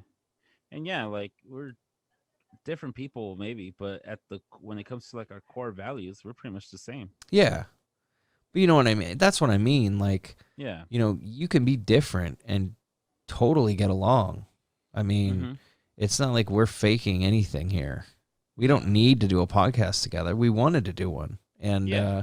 I think that shows. But I'm just happy that it's not this weird like business deal or and that's Or, kind of the cool like, thing about starting it where we started it is we're not hot shots. We're not. no. This isn't an economic like move for us. This isn't a move just for the money. Like this is a passion project that we're doing because we are passionate about it. And it's organic. I think that's Mm-hmm. what very people need to know. Like, our conversations, like, this this episode, like, it started off with like one topic in mind, and it started to something completely different, and And I'm cool with that. that's okay because it's organic and it went that way. But I think at the end of the day, like, it still has the same. The Oh, topic it's today yeah. was dealing with death and, like, spirituality and stuff, and then day we did talk on that, but it kind of starts organically somewhere else because that's just the way our relationship is, our chemistry Yeah. is. Yeah, and I mean and it's just and it's also one of those subjects that's just so open ended where Yeah, we could spend years talking about something like that. And absolutely. that's something Years, that could decades. even next week you could have a dream and your whole idea could change completely. And that's kind of the fun thing. Yeah, So it that's could the be good something we thing. revisit. Who knows? And that's the good thing about us, that we're actually open to new ideas. We're open to all this. Um, we're open to these ideas and this mindset. It's not like, oh no, I think this is the Right. only way it works, and that's it. No, like I said, I might have something might happen to me down the line, and it's going to change my complete Oh, views 100%. of religion and spirituality and stuff like that. And I mean, back to my story of that older lady Hmm. crawling or walking in their knees all the way to the front altar of this church in Mexico City. I mean, these floors are like, they're not carpet, they're like fucking marble, floors, Yeah. really, and at first I was seeing it and I was like, oh my god, this lady's crazy. And then like, dude, this lady's fucking badass. Yeah. Until like you're kind of like laughing at it at first, and then you're like, 2 minutes later, I'm still seeing this. I grew to like respect that, and I think that's like, even in that span of like 2 or 3 minutes, like I did a change there where I'm like, yeah, I might think religion is bullshit, but at the end of the day, that's just my opinion. And if it makes another person feel comfortable or makes a person feel grateful for things that they have, I'm not gonna hate on that. Just Hmm. don't try. Just like how I don't throw my ideologies, I'm not gonna throw the freaking satanical Bible at Right. you and be like, "Oh, this is the right way to do." Yeah. No, it's just like you, you listen. You do you, and we need to learn how to coexist at the same time, Hmm. aiming for, because at the end of the day, everybody just wants to be treated the way they want to. Yeah. They want people to, everybody wants Yeah. to be Everyone treated wants to be fairly. treated fairly. Yeah. Yeah, absolutely. Well, and then I think too, it's just we're all in this rat race and this whole like everyone's so scared of death, and I'm scared of death. I'm not gonna lie. Absolutely. I make Yeah. jokes about death every day, but then when I was reading that article and it was talking about like the stages of death, and Mm-hmm.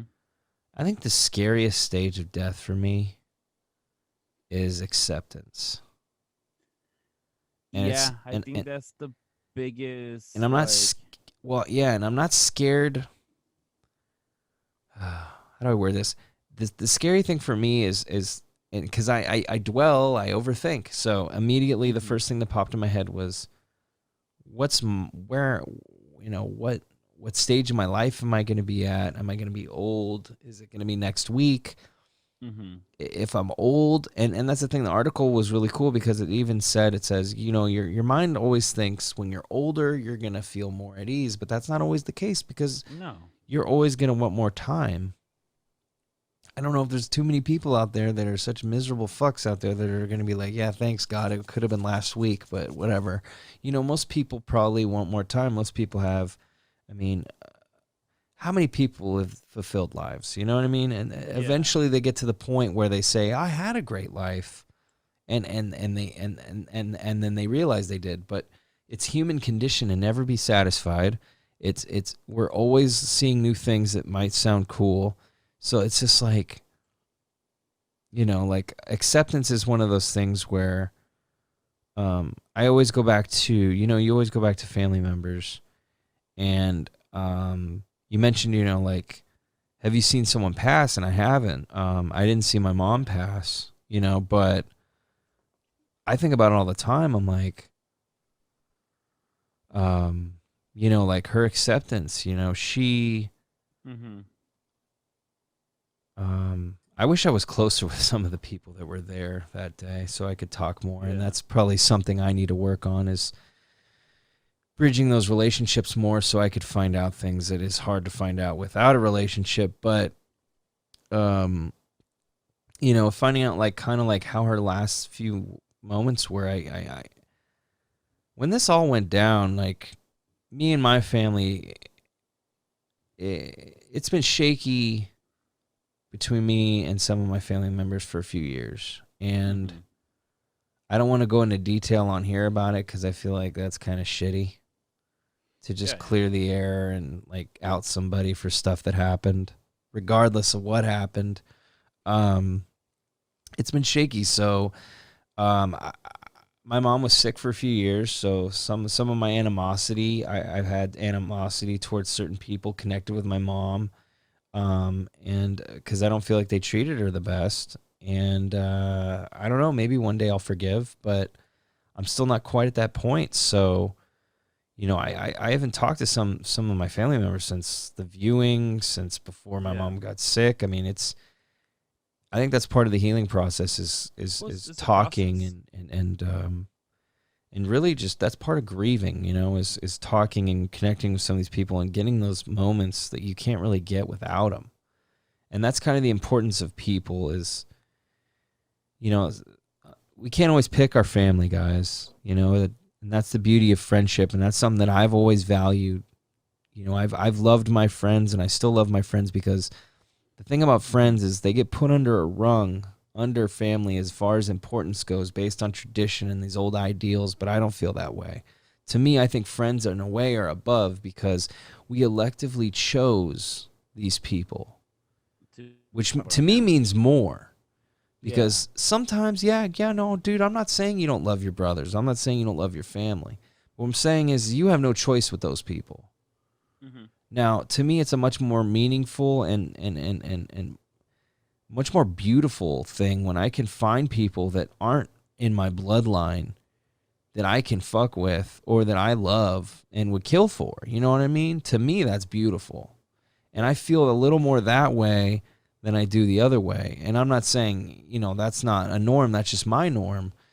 But my friends are my family, and they always will be because Yeah. that's just how I'm wired, and that's just the way I'm living my life, and I think it's the way to go because that sometimes when I'm sad or I would think about my mom passing, and I'd be like, man, I just I don't have the support. I'm missing a support, and I was comparing my fucking situation to a stereotypical family that's going through a Yeah, and that's funeral, and and and that's strike one into right there. exactly. I'm comparing. You can't compare shit, dude. So, Yeah. but then I thought, I'm like, how many friends do I got? I mean, like, that's my family, bro. That's Yeah. my, that's my foundation. And so, and that's what we got to look at. Sometimes, it takes some fucking grim, terrible shit to have you just realize, look, this is what you got and you need to be happy. Yeah. And, kind of I kind of got sidetracked, but the whole thing about my mom was, I think and I hope that that she found that acceptance, and she's such a strong person. I'm pretty sure she did, and that Hmm. might not be a question I'll be able to get answered until I see her some other time, but because maybe they don't know that either. Yeah. But it's just um, I believe, I think, I think in a way, sometimes belief is a way to help you live your life, but in a way, I think it's also, um, it's a comfort. Um, Religion is a comfort. It's a strict way to live your life, but it gives people hope. It gives people a longing, something to work for, to work Yeah. towards. And that's the one thing I really respect about religion is Yeah. it unifies a lot of people to work on themselves. Yeah. And I feel like that's the point of religion. I feel like it's become so convoluted and marketed now to almost a business. But when people first came up with it, I truly believe they had good intentions with Absolutely. it. Does it get used for good all the time? No, but nothing ever in this world does. No, the So, people have their own agendas and their own right. greeds, and they'll use whatever they can or do in order to make themselves feel better. But no, I think it's important. I think we all need goals. We all need rules. We've all got our own rules and creeds we live by. You know what I mean? Yeah, I think we all need absolutely. rules. I think we all need goals, and I think we all need hope.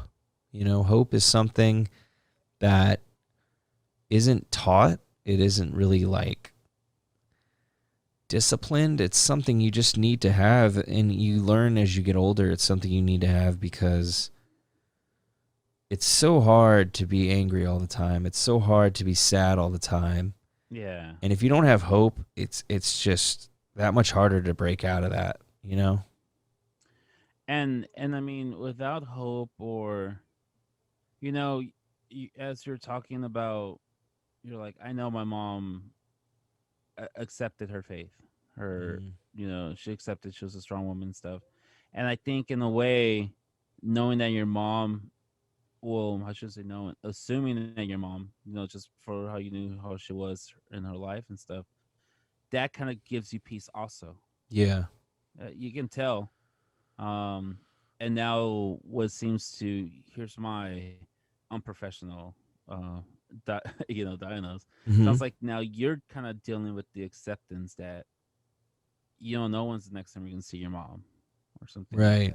that. I think that's now you're dealing with it. And that article that we're reading, like, not only does a person have to, they accept this, they try to bargain. Also, some of them start bargaining with Right. whatever When guilt religious hits or them, dog, they're like, "Oh, Shell's a yeah. bad person."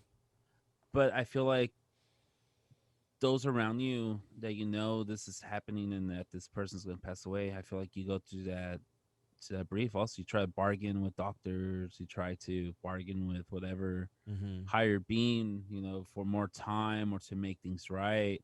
Right. And then you accept also, like, okay, this person's going to pass away. Of course, nobody's. I remember when my grandma passed away of leukemia. Sure, I knew that she was going to pass. I knew she was sick. But even the once I found out that she passed, it was still kind of like, it was still like, it was still a sad moment. I remember going to a funeral and just being like, this is not the way I want to remember my grandma. She was different. Well, Um, death is hard uh, cuz it's so definite. yeah, It it's tells like you that's it. There's we're, no way around it. There's no way from coming back. we're There's no way from we're fixing it such no more. strange creatures. Um when we're dealing with terminal illness, and I could speak for this, not Yeah, personally, but dealing with it with my mom, you got these negative thoughts, you got this impending doom looming over you constantly, and I'm sure she had it too because she was going through it. yeah, But sometimes, some days you feel, and I'm sure this is exactly how she felt, I'm sure. Some days you feel like, you know what, she could beat it. And then there's days when you just feel like you just you can't tell anyone how you feel, but you know it's not going to end well. yeah, And unfortunately, ever since I found out my mom was sick, I had that feeling. yeah. I Well, you know couldn't what tell the outcome anybody. was. Yeah, Well, and it was 2 years later. There was moments where I thought, well, maybe I'm wrong. Maybe this treatment's going to work. And the problem is when she originally got sick, she had kidney failure. So her organs were already in terrible shape. yeah, Um, Nothing like almost dying from kidney failure, getting out of the hospital, going back 2 weeks later to find out she has stage 4. I mean, it's just the yeah. amount of shit she went through the last 2 years of her life is so rough and So stressful. so stressful, so expensive. Yeah, That's a whole nother conversation, but it's tough, man. And I, uh, I hope when I'm dealing with my own mortality mm-hmm. that I can be positive like my mom was, because she really was never negative. And I always had to be strong for her too, because I never could tell her any of these thoughts. That's terrible. I would never do that. I was always trying to build her up. I was always trying to ask her how she was feeling. Just talk to her and just ask her how she was doing. Not tell her how she should. I never did any of that. Yeah, But I just always wanted to see, like, how you doing? How you feeling? Oh, that sucks. But she was always positive, man. And I don't know whether it was just because I'm her son, and you're always trying to be better for your kids. Like you trying, and this is the other thing. You're better for your kids. I'm better for my kids. Your kid, you know what I mean? Like, we were talking about things that drive us to be better people, and you're a better person for your students, your kids. That's why I say your kids. And then yeah, I got to be better for my kids. And I feel like that's maybe that part of that's what what she was doing, you know. But I also feel like she truly was just that person that really, she's just a positive, strong person. And I think at the end of the day, I think she knew she was just going to go off to do something better. And that's what I believe, man. I don't know what that means, but I Yeah. believe, I just believe that that's how it is. And you know, when our time, when that bell hits, when that bell rings, and it's our turn to go, you know, then we'll know what we're talking about. But until then, you know, it's just a fucking daydream. It's just a So fantasy, and it's just something we can discuss and have a good time about. But I think, you know, we need, just even with our everyday lives, maybe part of grief in that realm is, you know, taking your instances in life and gathering them together and being appreciating them, the grand mhm. picture of things. And in some ways, um, I'm learning now that I've always felt like I meet and have bonds with so many people, and some of those bonds last forever, and some of those bonds will continue to last forever, but they're not active bonds. You know, like I have memories with people that are never going to go away. Do I talk to those people anymore? No. Are we going to hang out next Yeah, Sunday? absolutely. Probably not. But I'll never forget those moments in my life I had with some of them. Yeah, And you appreciate them for the memories, but right. you know, And life life's has a kind of way like a where we scrapbook, you know? yeah. You're just gathering And all your memories together, and that's what it needs to be for you. Is your own little scrapbook, instead of being like, why isn't it things like page 7? Well, cuz that was page 7. We're on page 16 now. So yeah. you can go back and look at page 7 and think, well, what a great time that was. But don't ever say, why isn't page 14 like page 7? Yeah, and I brought this up a couple of episodes ago. It's like, yeah, it's great to remember and longing for that person you used to be or for how you used to feel, 5, 10 years ago. But you can never go back because No. that's not the way how life goes. You can never go back and be that person again. Um, because that's just not the way we're programmed. We can only learn from our past, reminisce about that memory and try to build upon. Yes, you can thrive to be as happy as you were as then, and that works, but you can never relive a moment again, Right. no matter how much you try. And you know, that's part of the value and the beauty of that moment as well. Exactly. Can't just be Exactly. replicated. It's To organic, like quote you said. Andy from The Office, guess he was saying like, "Oh man, I wish. How do you know when you're living the good days before they end, or something like that?" What? I'm not sure. Some fucking office geek is gonna be like, "That's not how it is. You're Oh no, but fucking, what is it? No, it's like Andy's talking about like the character Andy. He says, like, how do you know, the good? How do you know you were living the good old days? Mm-hmm. I wish somebody would tell me before I was living the good old days or something like that. Right. Okay, I got you. Something like that. Something around those. Something Like I would have along those lines. appreciated him more if I was living the good old. Yeah, I got you. Yeah, like somebody would told me like this is the best they will get or something, but But you that's just, don't. you You just got kind to of treat it that way, because it Yeah, might and it's be. funny because I'm finishing up this book about and it's weird, surprisingly weird because it kind of all ties in together.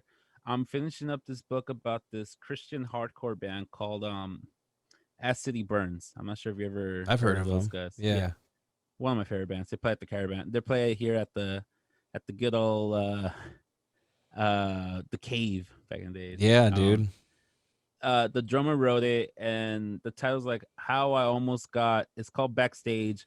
How I Almost Got Famous playing in a Christian hardcore band, and the whole time he's talking about how like we were so dumb and naive, thinking like we didn't realize this is how good it was going to get for us.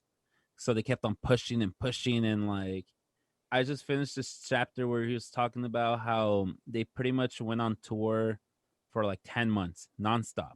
And Yeah. for being that size of a band, like he was saying how it went from like, it wasn't no buses, it was like in a van. They were driving everywhere, they were exhausted.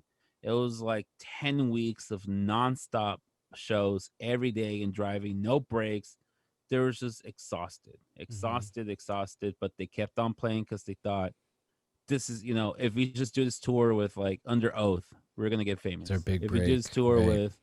with Emery, this is it. This Mm-hmm. is gonna break us. Right. Um, and he was talking about how being like exhausted and just being so out of it, it's just so tired from being on the road that his best friend, who was suicidal at the time, called him. He said he got a call like at 4 o'clock in the morning. He saw the name and he ignored it. And then about Oh, 24 hours later, his friend ended up committing suicide. oh shit. And he goes like, and he was talking about how much he regretted like not answering that phone call. Well, he's never gonna get over that. Yeah, he's like, so like, he's all I kicked myself. He's like talking about how much he hated himself for choosing touring over family responsibilities. He's like, man, if we was just said no to this 4 week tour, we could have been home. I could have hanged out with my buddy. I could have, helped him out when he needed me the most. But instead, he's like, I was on the road sleeping in somebody's, basement, and he's always tired, exhausted, getting ready for another 6 week tour. And when he called me at 4 o'clock in the morning, my priority was to sleep instead.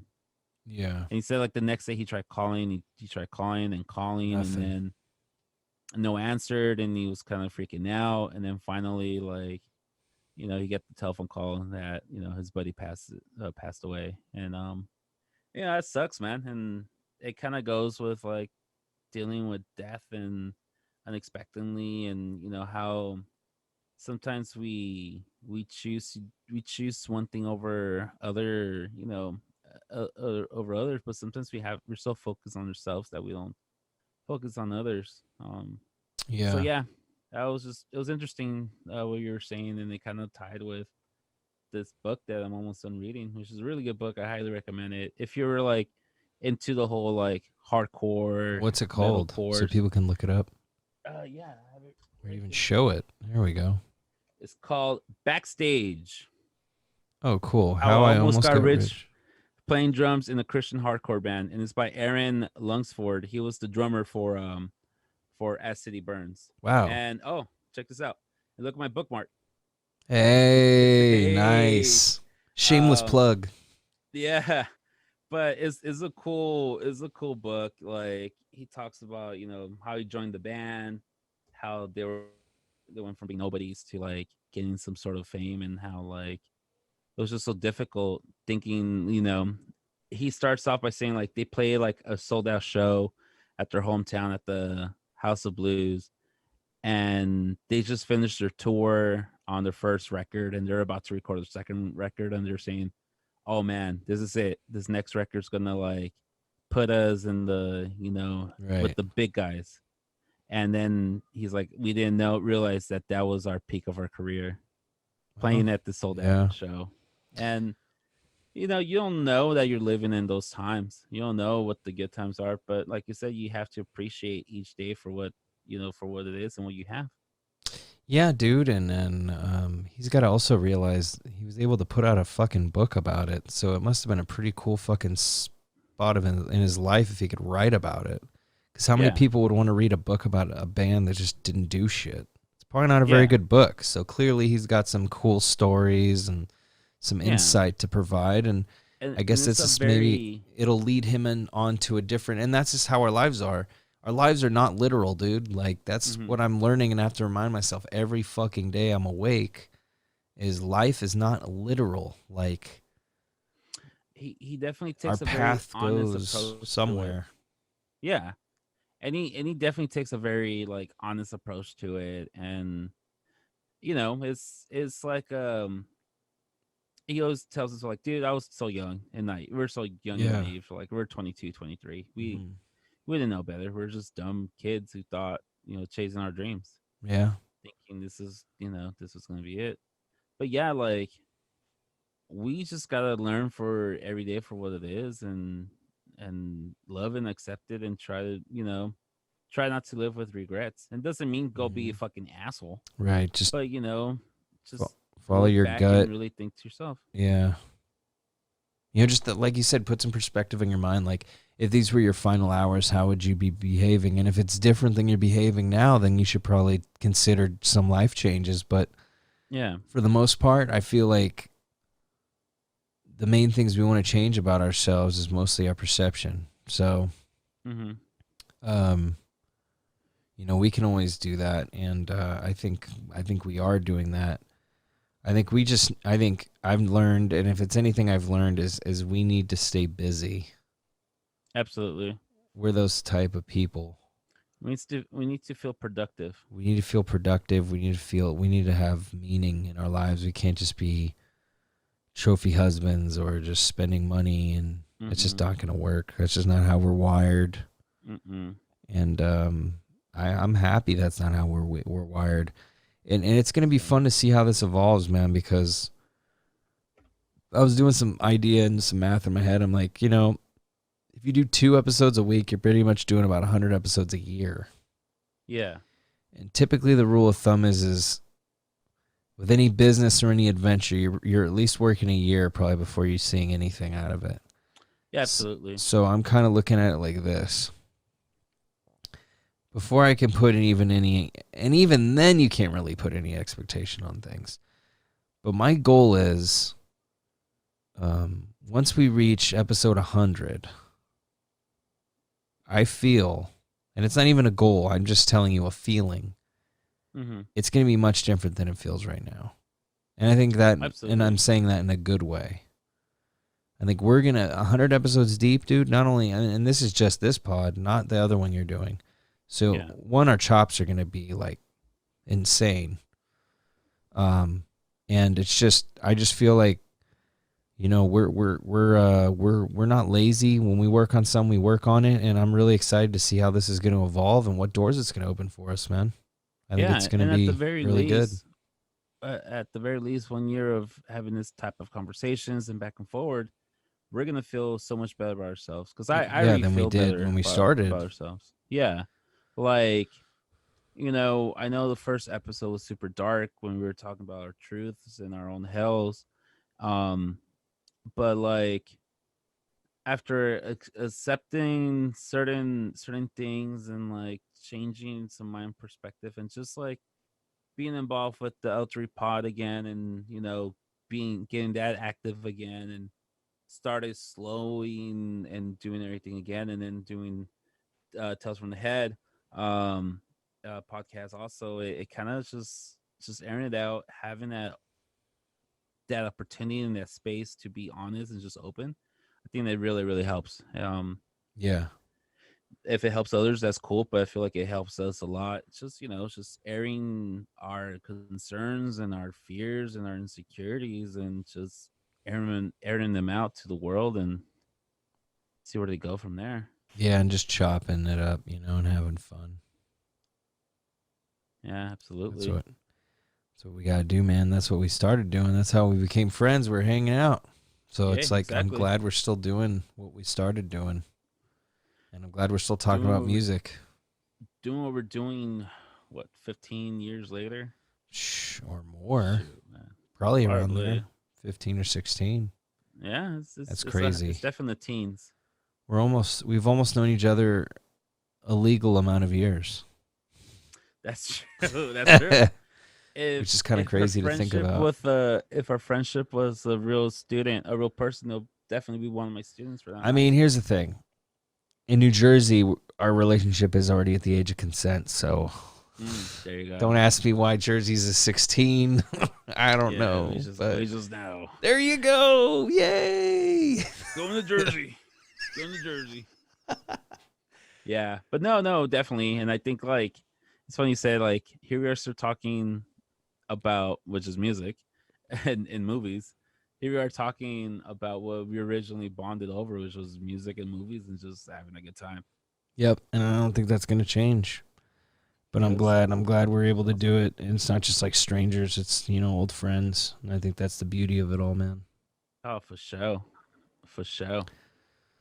Well, I think this episode is, we definitely got in on the subject, and I'm glad we just did our own thing. Well, that's what we always do every week. But Yeah, that's true. it's always meant to feel like a conversation and not like us reading a script or reading a bunch No, of outlines. Like it's really conversational. That's what we do and this for.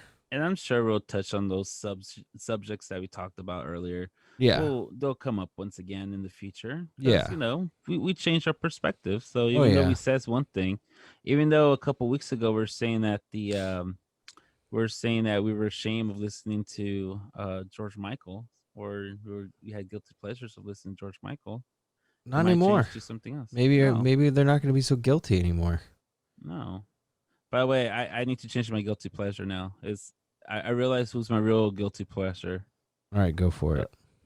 it's this band called Metro Station. Are they They're like indie? huge. No, they're like a MySpace scene. Oh, Let me like a tell you hard this, bro. post-hardcore band or something.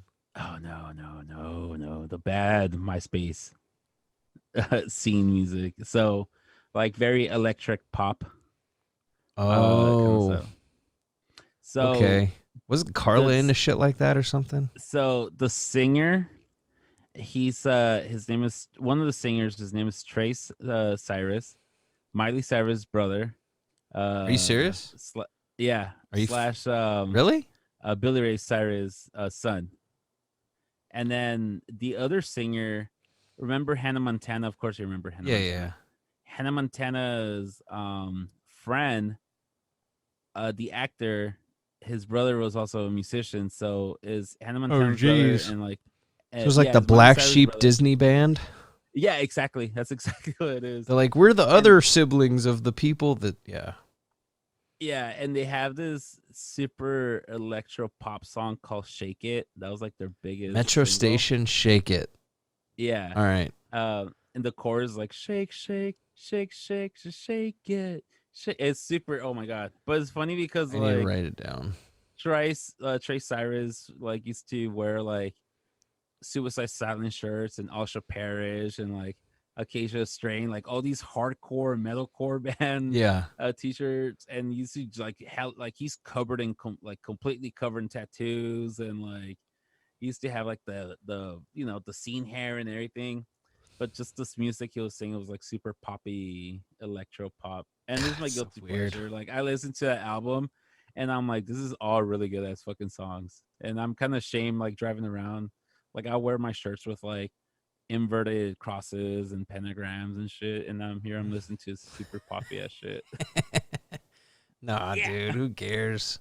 yeah, fuck it. But If it's it just pisses off metalheads, that's even better. oh, exactly. As a metalhead, there's fewer people I like to cringe more than some metalheads, just because they're so annoying with their elitist So bullshit elitist. attitudes.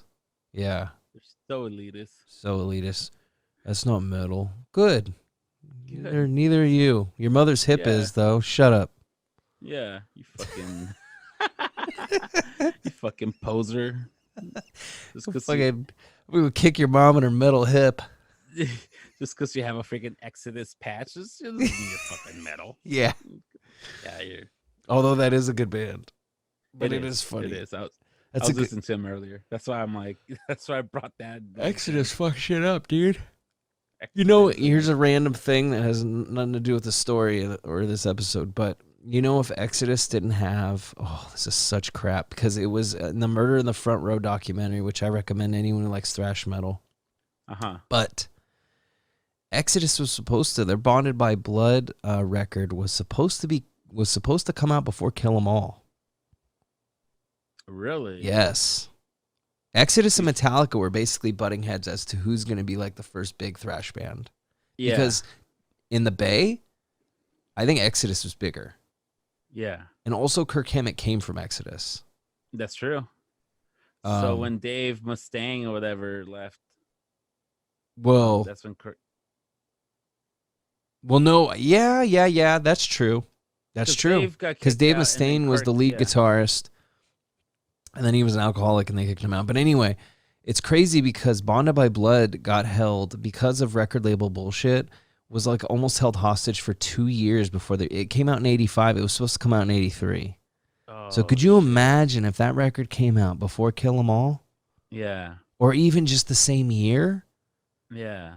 Like I mean, how? I don't know, dude. And that's the thing that band deals with is those 2 years were crucial because Yeah. Exodus is thrash metal royalty, but they would have been worldwide, But and for it's some just, reason, Metallica is kind of like, well, and Metallica deserves to be who they are. I'm not yeah, but saying any of that. yeah, But what yeah, I'm saying is it's just sad how the fucking business fucked them. yeah. Because it has nothing to do Well, with the bands or anything. It wasn't any kind of yeah. collusion or anything. It just was a stupid fucking legal crap that they were Well, dealing that's the with. same thing with Dave Mustaine. I was watching some sort of monster. I'm not sure where I was flying back from, but I was watching the documentary, some sort of monster, and Dave goes Okay, like, that's creepy. "Man, I didn't mean to huh, interrupt you. no, no, what happened? Um, that's so fucking creepy. What happened? Because I'm seeing you looking that way.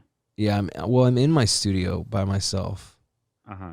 and I was hearing something, and I'm gonna let you go back to your story because I feel rude, but Yeah, yeah, I no, got it's the okay. Simpsons toy on Uh my huh. shelf. It doesn't make noise. It makes noise when you push the button. Yeah, it made a noise. I'm looking. There's no one over there, Yeah, and it just spooks me a little. I'm sorry. maybe the toy. I'm kind of a It's bitch when okay. it comes to there's that word again.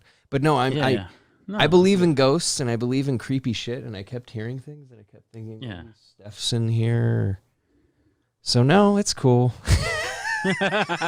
Like, And what am I okay, gonna do when congrats. this is over? I'm gonna go out in the yard and smoke weed. You're So gonna I'm just freaking gonna be run more to your creeped out. Hey, are you gonna text Steph to come? Hey, Steph, can you come to the Ugh. studio real quickly? Well, she was telling me something creepy earlier. She was like, "Were you in the backyard coughing?" And I was like, "No, babe, I'm in the studio recording." And she's like, "Were you in the studio coughing?" And I'm like, "No." So I'm Uh-huh. like, and I told her, I'm like, "Is everything okay?" And she's like, "Yeah." And I'm like, "Okay, then why asking me so many fucking?" It's like, Yeah. is there something happening? Because I get Yeah. creeped out. I don't always. Yeah. Anyway, this is gonna be fun to listen Okay. to. It's gonna be No, whatever. all Dave I gotta Mustaine. say Sorry. is go down to your local store, get yourself some sage, Sage and clean the house. burn the I shit. Make have sure you have sage your windows downstairs open. though. You do? I We do. have hella sage up in this bitch. Also, I'm sorry. God damn it! You got me saying See? that. Yes. We got sage up in here also. Hey, So, me too, man. I believe in that stuff. hey, that's the first thing I said. Cleanse it. Tell whatever it is. Hey, man. Thanks for being here. Thanks for visiting. Visiting And hours yeah, are now only between you when we're not here. you got to So, go. please leave. No, but I was just saying, some sort of monster, documentary of Metallica, Mhm. blah blah blah. And in there, Dave Mustaine talks about how, like, dang, like, do you know how much it sucked being me, like, in the '80s? Like, do you know how much it was being me, being me, watching my old band, which I started, watching my band, blow up, Uh-huh. get famous, and me being labeled as this has been, or being labeled Or as like this washed shadow up. of this greatness, Yeah. or like some person who's always been like jealous of Metallica's Mhm. of Metallica's success. Like, how hard it was for Megadeth you know to Mhm. get anywhere because we were getting so much shit. And I'm like, that's true. I never really thought about That's that. really true, Like, man. And I got to say, Megadeth's a really damn good metal band, dude. yeah. I mean, one last thing about Megadeth is I was seeing some documentary and they say how Dave was saying, they say there's the big four of metal, Metallica, Megadeth, And Slayer, and Anthrax. Even though I don't Anthrax. even though Yeah, I I don't don't think see it. Anthrax should be on the Yeah, fucking list. but whatever. They call them the big four. Right. But he was saying how, like, Dave was saying, like, influenced them all. Like, obviously, Oh, dude, yeah, they I mean, Dave was part of Metallica, which kind of set the tone for what their sound was going to be. He mhm. went on to do Megadeth, Mhm. but then the guy from Slayer, Kelly, or what's his name, the guitarist from Slayer, bald headed guy, Oh, Kerry King. yeah, Kerry King. He was like backup. He was like second guitarist for Megadeth, and then he left, and then he started Slayer. So there's that connection, and I know he had some sort of connection also with Ian McCall, whatever his name is, Ian from Anthrax also. Mm. like some sort of like influencing them or like jamming the same like. But he Yeah. there's a direct connection to him and Dave. So I'm like, dude, like, here's this guy. All my like, yeah, all my life I fucking hated him. Like, oh yeah, fuck him. You know, he got kicked out of Metallica. He was a dick or whatever. But at the same time, like, no, like, how important was this guy to like music, especially to like the metal trash scene? You know, Oh yeah, like dude. Slayer always talk. Yeah, everybody fucking talks about Slayer. Here's this big person who's part of it, and then and I mean Anthrax, whatever. I, they No, seem like dude. I cool mean, people. that's true, and it's just we go on and on, but it's just one of those things too. It's like we can always look back to what we used to do, and he could always dwell.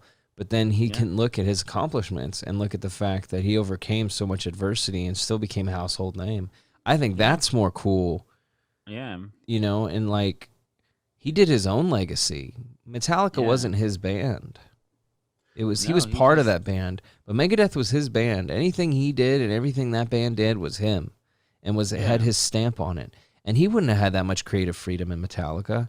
And I And the know, other thing is, yeah, we always talk about like everything is at your own pace, but like how awesome here it is. You know, he overcame his own addictions and whatever, and here we are, 30 years, 35 years after he started Megadeth, and now we're like, he's getting the recognition that he well deserves. Like, how awesome must that be? You know, for him. I'm like, damn, I'm so glad I.